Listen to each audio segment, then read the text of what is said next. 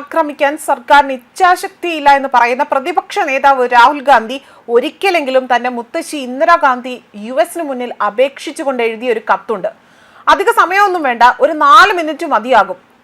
സമയമുണ്ടെങ്കിൽ അതൊന്ന് ദയവായി വായിക്കണം, ആ കത്തൊന്ന് വായിക്കണം.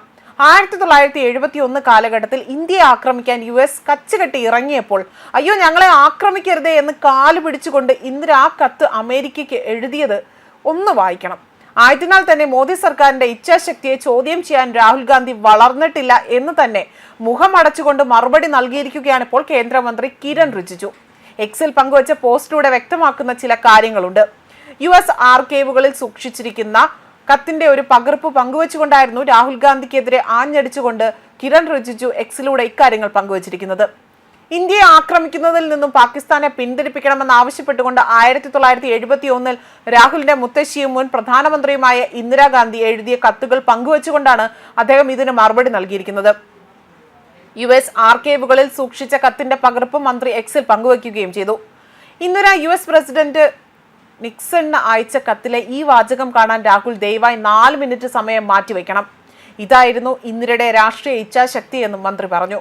1971 ഡിസംബർ 5 പാകിസ്ഥാൻ ഇന്ത്യക്കെതിരെ യുദ്ധപ്രഖ്യാപനം നടത്തിയിരുന്നു. ഈ വേളയിലാണ് വിഷയത്തിൽ ഇടപെടണമെന്ന് അഭ്യർത്ഥിച്ചുകൊണ്ട് ഇന്ദിരാഗാന്ധി US കത്തെഴുതി അയക്കുന്നത്. രാഹുൽ ഇന്നലെ പാർലമെന്റിൽ നടത്തിയ 40 മിനിറ്റ് നീണ്ട പ്രസംഗത്തിൽ എന്നത്തെയും പോലെ തന്നെ വിചിത്രമായ വാദങ്ങളും ആരോപണങ്ങളുമാണ് ഉന്നയിച്ചത്. പാകിസ്ഥാനെ ആക്രമിക്കാൻ സർക്കാരിന് രാഷ്ട്രീയ ഇച്ഛാശക്തി ഇല്ല എന്നും സായുധ സേനയുടെ കൈകൾക്ക് പിന്നിൽ കെട്ടിയിട്ടാണ് ഓപ്പറേഷൻ സിന്ദൂർ നടത്തിയതെന്നായിരുന്നു രാഹുലിന്റെ വാക്കുകൾ. ഇതിനെതിരെയാണ് അദ്ദേഹം ഈ കത്ത് പങ്കുവെച്ചുകൊണ്ട് രംഗത്ത് വരികയും ചെയ്തത്. അതേസമയം ട്രംപിനെ എന്തുകൊണ്ട് പ്രധാനമന്ത്രി നുണയൻ എന്ന് വിളിച്ചില്ല എന്നതായിരുന്നു അടുത്ത ചോദ്യം. ഓപ്പറേഷൻ സിന്ദൂർ ചർച്ചയിൽ ലോക്സഭയിൽ സർക്കാരിനെതിരെ രൂക്ഷ വിമർശനവുമായിരുന്നു പ്രതിപക്ഷ നേതാവ് രംഗത്ത് വന്നത്. പാകിസ്ഥാനെതിരെ പോരാടാൻ വേണ്ടി സർക്കാരിന് രാഷ്ട്രീയ ഇച്ഛാശക്തിയില്ല എന്നും രാഹുൽ ആരോപിക്കുന്നു. പ്രതിരോധ സേനയുടെ കൈ കെട്ടിയിട്ടായിരുന്നു പാകിസ്ഥാനെതിരെ ആക്രമിക്കാൻ ആവശ്യപ്പെട്ടത്. ഇത് പറഞ്ഞുകൊണ്ട് ഇരു രാജ്യങ്ങളും തമ്മിൽ വെടിനിർത്തൽ കൊണ്ടുവരുന്നത് തന്നെയാണ് എന്നും US പ്രസിഡന്റ് ഡൊണാൾഡ് ട്രംപ് പറയുന്നത് കള്ളമാണ് എങ്കിൽ എന്തുകൊണ്ട് ട്രംപിനെ നുണയനെന്ന് വിളിക്കാൻ പ്രധാനമന്ത്രി മടിക്കുന്നു എന്നാണ് ചോദിച്ചത്.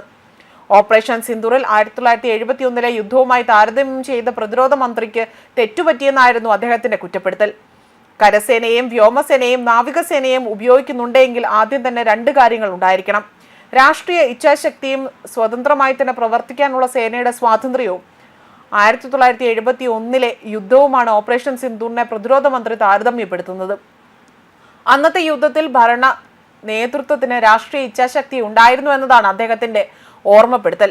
അമേരിക്കൻ നാവികസേനയുടെ 7ാം കപ്പൽ വ്യൂഹം ഇന്ത്യൻ മഹാസമുദ്രത്തിലേക്ക് എത്തിയപ്പോഴും ബംഗ്ലാദേശിൽ എന്താണോ ചെയ്യേണ്ടത് അത് തന്നെ ചെയ്യുമെന്ന് പ്രധാനമന്ത്രി ഇന്ദിരാഗാന്ധി പറയുകയാണ് ഉണ്ടായതെന്നും അതാണ് രാഷ്ട്രീയ ഇച്ഛാശക്തിയെന്നും അവിടെ യാതൊരു ആശയക്കുഴപ്പവും ഉണ്ടായിരുന്നില്ല എന്നായിരുന്നു രാഹുലിന്റെ വാദം.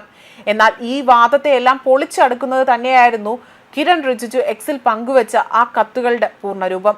ഇത് വായിക്കാൻ വേണ്ടിയായിരുന്നു ഒരു 4 സമയം മാറ്റിവെക്കാൻ രാഹുൽ ഗാന്ധിയോട് കിരൺ റിജിജു ആവശ്യപ്പെട്ടതും. ന്യൂസ് ഡെസ്ക് കർമ്മ ന്യൂസ്.